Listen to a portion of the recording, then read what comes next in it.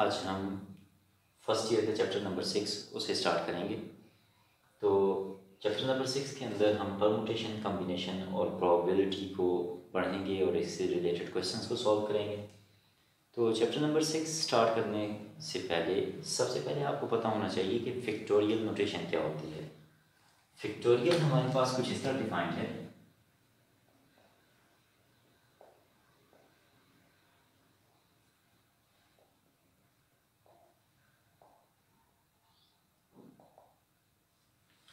अगर n एक natural number हो, मीन्स पॉजिटिव इंटीजर, तो इसका फिक्टोरियल हम इसके आगे ये सिंबल लिख के रिप्रेजेंट करते हैं और ये डिफाइन इस तरह होता है कि n factorial is equal to n into n-1 into n-2 up to into 3 into 2 into 1। तो आपने क्या करना है कि अगर n एक पॉजिटिव इंटीजर होगा तो उसका फैक्टोरियल आप किस तरह कैलकुलेट करेंगे। आप उस नंबर को उससे लेसर इंटीजर्स के साथ अप टू 1 तक मल्टीप्लाई करेंगे। इस तरह से आप n फैक्टोरियल कैलकुलेट कर देंगे। जिस तरह अगर मैं यहाँ पे 1 फैक्टोरियल लिखूँ तो 1 फैक्टोरियल 1 के ही इक्वल होगा। 2 फैक्टोरियल लिखूँ तो 2 फैक्टोरियल किसके इक्वल होगा, 2 इंटू 2 माइनस 1, और हम देखें लास्ट 1 तक पहुँच चुके हैं। इसका मतलब ये है कि 2 इंटू 1 इक्वल टू 2 इसका आंसर है। सिमिलरली अगर मैं 3 फैक्टोरियल को कंप्यूट करूँ तो 3 फैक्टोरियल होगा 3 into 2 into 1 which is equal to 6। 4 factorial will be equal to 4 into 3 into 2 into 1 which is equal to 4 into 3 12, 12 into 2 24। तो इस तरह से हम डिफरेंट नंबर्स के फैक्टोरियल्स को कैलकुलेट करते हैं। यहाँ पे आप देख सकते हैं कि अगर मैं n की जगह n-1 लिखूं तो n-1 का फैक्टोरियल किसके इक्वल होगा n-1 into n-2 into n-3 up to 3 into 2 into 1। तो आप देख सकते हैं कि बिल्कुल इसी तरीके से हमने n-1 का फैक्टोरियल भी डिफाइन कर दिया। अगर मैं इस एक्सप्रेशन को 1 कह दूँ और इसे 2 कह दूँ तो 1 और 2 से हमारे पास एक और रिजल्ट ये बनता है, from 1 and 2 n factorial is equal to n into. अब देखें बाकी आगे जो आपको नजर आ रहा है इक्वेशन 1 के अंदर वो ये क्वांटिटी है और इसे हम फैक्टोरियल की फॉर्म में इस तरह लिख सकते हैं। तो ये बन जाएगा n-1 फैक्टोरियल। सो n फैक्टोरियल को हम इस तरह भी रिप्रेजेंट कर सकते हैं और इस तरह भी रिप्रेजेंट कर सकते हैं। तो ये डिफरेंट वेज हैं फैक्टोरियल को रिप्रेजेंट करने के। अब ये जो हमारे पास इक्वेशन 3 आई है, इससे हम एक बहुत इंपॉर्टेंट रिजल्ट प्रूव करेंगे। वो ये है कि जो जीरो है, हमने जब इसे डिफाइन किया हमने कहा कि ये डेफिनेशन जो इक्वेशन 1 के अंदर लिखी गई है ये पॉजिटिव इंटीजर्स जिन्हें हम नेचुरल नंबर्स भी कहते हैं उनके लिए है। तो यहाँ पे हमारे पास जीरो जो है जो कि इनमें इंक्लूडेड नहीं है, इसका फैक्टोरियल भी हम कंप्यूट कर सकते हैं और ये 1 के इक्वल आता है। ये किस तरह आता है तो इसका प्रूफ आप देखें कि इक्वेशन 3 के अंदर हमने जो डेफिनेशन लिखी ये हमें हेल्प करेगी जीरो फैक्टोरियल कैलकुलेट करने के लिए। मैं अगर इक्वेशन 3 से लिखूं तो equation 3 implies n-1 factorial is equal to n factorial divided by n। n factorial divided by n, यहाँ पे ये एक्सप्रेशन लिखने के बाद पुट n इक्वल टू 1, हम यहाँ पे n इक्वल टू 1 पुट करते हैं तो ये बन जाएगा 1-1 factorial is equal to 1 factorial divided by 1। 1 factorial हम ऑलरेडी डिफाइन कर चुके हैं कि ये 1 के इक्वल होता है। तो लेफ्ट साइड में बन रहा है 1-1 0 factorial equal to 1 divided by 1 which is equal to 1। तो इस तरह से हम कैलकुलेट करते हैं जीरो फैक्टोरियल को। तो ये फैक्टोरियल नोटेशन यूज करते हुए हम डिफरेंट नंबर्स के लिए फैक्टोरियल की फॉर्म के अंदर भी रिजल्ट्स लिख सकते हैं और अलग से फाइनल इंटीजर्स भी एज एन आउटपुट लिख सकते हैं। यहाँ पे आप देखें अगर मैं 5 फैक्टोरियल कंसिडर करूँ तो 5 फैक्टोरियल वैसे इस डेफिनेशन को अप्लाई करें इक्वेशन 1 वाली डेफिनेशन, तो ये है 5 इंटू 4 इंटू 3 इंटू 2 इंटू 1। इसे अगर मैं कंप्यूट करूं तो ये किसके इक्वल होगा? 5 इंटू 4 20, 20 इंटू 3 60, 60 इंटू 2 120। लेकिन हम इसे इस तरह भी लिख सकते हैं 5 factorial is equal to 5 into, अब 4 इंटू 3 इंटू 2 इंटू 1 ये 4 फैक्टोरियल की इक्वल होता है, तो मैं इसे लिख लूंगा 4 फैक्टोरियल। तो ये भी हमारा जो एक्सप्रेशन लिखा हुआ है ये ठीक है। इसी तरह मैं लिख सकता हूँ 5 factorial is equal to 5 into 4 into आगे 3 इंटू 2 इंटू 1 को मैं 3 फैक्टोरियल लिखूँ तो ये इसका एक्सप्रेशन आ जाएगा। इसी तरह 5 फैक्टोरियल को मैं इस तरह भी रिप्रेजेंट कर सकता हूँ कि 5 इंटू 4 इंटू 3 इंटू 2 फैक्टोरियल। तो ये जो हमारे पास इक्विवेलेंट फॉर्म्स हैं ये हमें एक्सरसाइज के क्वेश्चंस को सॉल्व करने में बहुत ज़्यादा हेल्पफुल होंगी। डियर स्टूडेंट्स, अब हम एक्सरसाइज 6.1 को सॉल्व करेंगे। इसमें हमारा फर्स्ट क्वेश्चन है इवैल्यूएट द फॉलोइंग। इसका फर्स्ट पार्ट है 10 factorial divided by 3 factorial into 3 factorial into 4 factorial.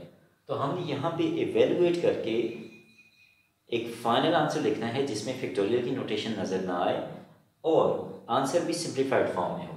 तो इसके लिए हमारा फर्स्ट स्टेप ये है कि हम 10 फैक्टोरियल को इस तरह से लिखेंगे 10 into 9 into 8 into 7 into 6 into 5 into 4 factorial.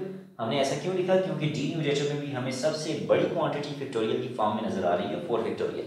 तो हमने यहाँ 4 फैक्टोरियल तक इसे लेके जाना है। उसके बाद 3 फैक्टोरियल 6 के इक्वल होता है। इसी तरह 3 फैक्टोरियल को हम 3 इंटू 2 इंटू 1 भी लिख सकते हैं। तो मैंने ये एक्सप्रेशन लिख ली है ताकि जो कैंसिल हो सकते हैं उन्हें हम इस स्टेप के अंदर कैंसिल आउट करें। 4 फैक्टोरियल से कैंसिल आउट हो गया, 6 से कैंसिल आउट हो गया और बाकी बच के हैं 10 into 9 into 8 into 7 into 5 divide by 3 into 2।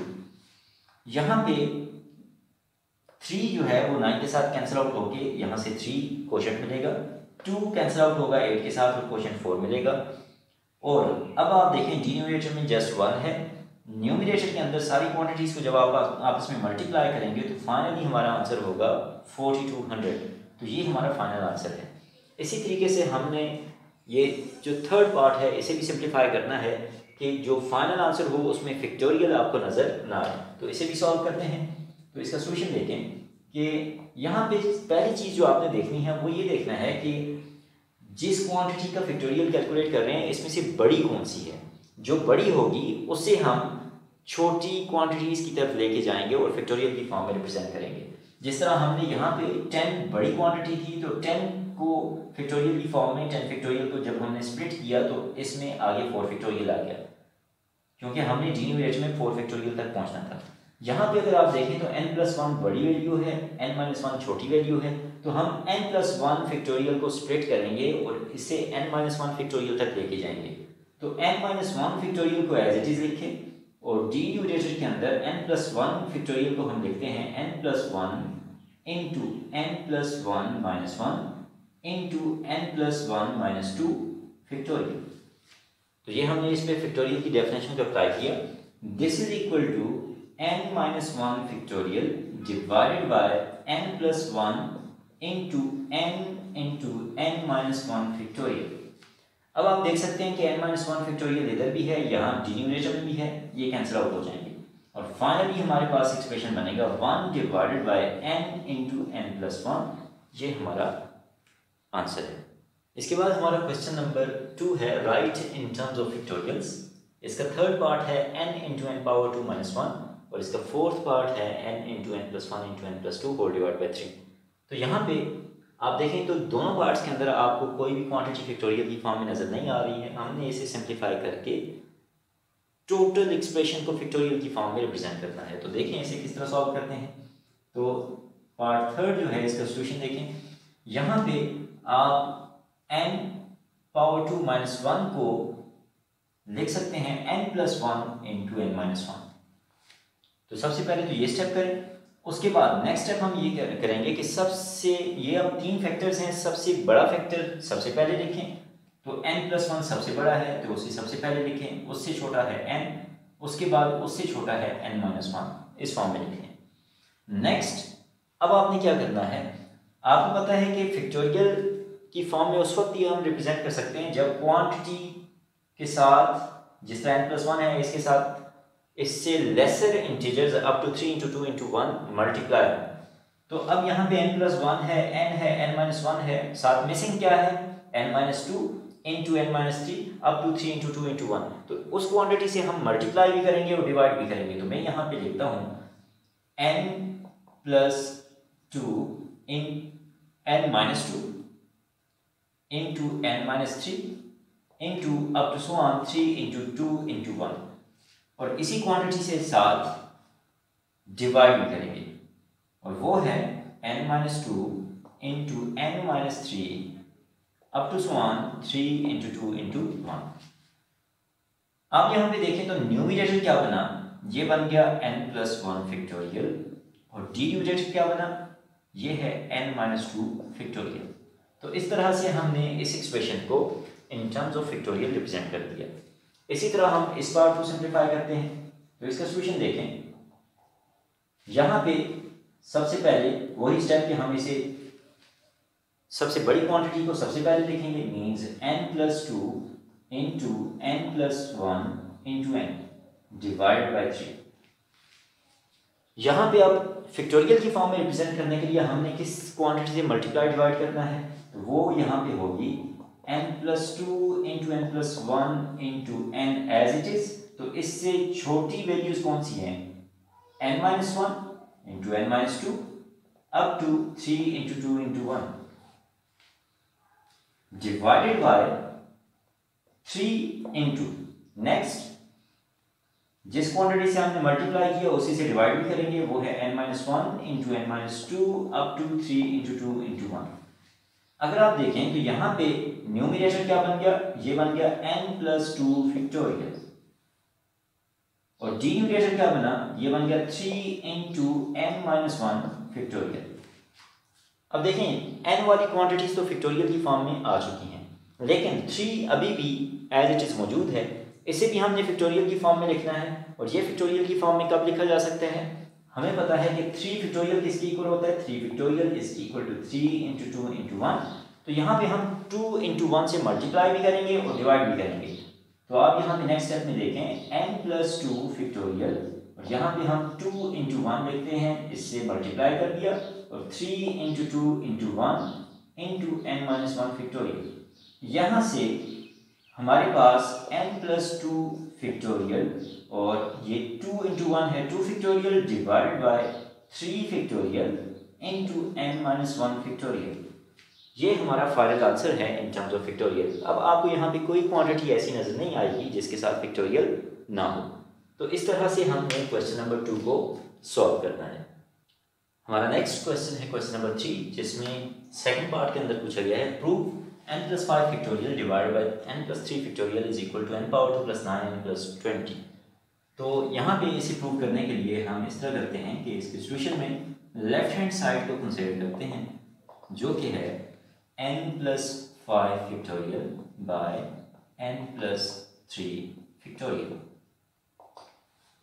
आप देखें तो मैं अगर इसे सिंप्लीफाई करूं तो n+5 चूंकि बड़ी क्वांटिटी है एज कम्पेयर टू n+3, तो मैं n+5 को यहां तक लेके आऊंगा। n+5 into n+4 into n+3 factorial divided by n+3 factorial. यहाँ से ये कैंसिल आउट हो जाएंगे, और बाकी हमारे पास बचा n+5 इंटू n+4। अब इन्हें टर्म बाई टर्म मल्टीप्लाई कर दें, n⁻² plus 4n plus 5n plus 20, this is equal to n⁻² plus 9n plus 20। और हमने यही प्रूव करना था, so this is equal to right hand side as required. इसके बाद हमारा क्वेश्चन नंबर 4 है एक्सरसाइज 6.1 का, जिसमें कहा गया find the value of n when, इसका सेकंड पार्ट है n factorial divided by n-4 factorial ratio n-1 factorial divided by n-4 factorial is equal to 9:1। तो रेशियो का मतलब क्या होता है, डिवीजन।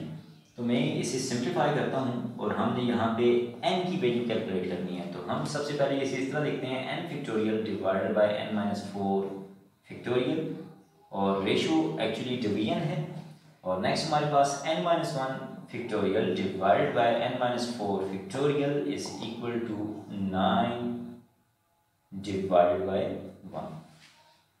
अगर आप देखें तो मैं यहाँ पे इसे लिख सकता हूँ n-1 factorial n factorial divide by n-4 factorial, और यहाँ पे मल्टीप्लिकेशन जब हम लिखेंगे तो इसका रेसिप्रोकल ले लेंगे, n-4 factorial by n-1 factorial that is equal to 9। यहाँ पे आप देखें तो ये इससे कैंसिल आउट हो गया, बाकी हमारे पास क्या बचा, n factorial divided by n-1 factorial is equal to 9। यहाँ से आप n फैक्टोरियल को लिख सकते हैं n into n-1 factorial divided by n-1 factorial equal to 9। यहाँ से n-1 फैक्टोरियल n-1 फैक्टोरियल से कैंसिल आउट, और फाइनली हमारे पास n आ जाएगा इक्वल टू 9। ये हमारी रिक्वायर्ड वैल्यू है n की। तो इस तरह से हमने एक्सरसाइज 6.1 के क्वेश्चंस को सिंप्लीफाई कर लिया। अगर आपको किसी पार्ट के अंदर कोई प्रॉब्लम हो तो आप कमेंट्स में पूछें। See you in the next lecture. Thank you.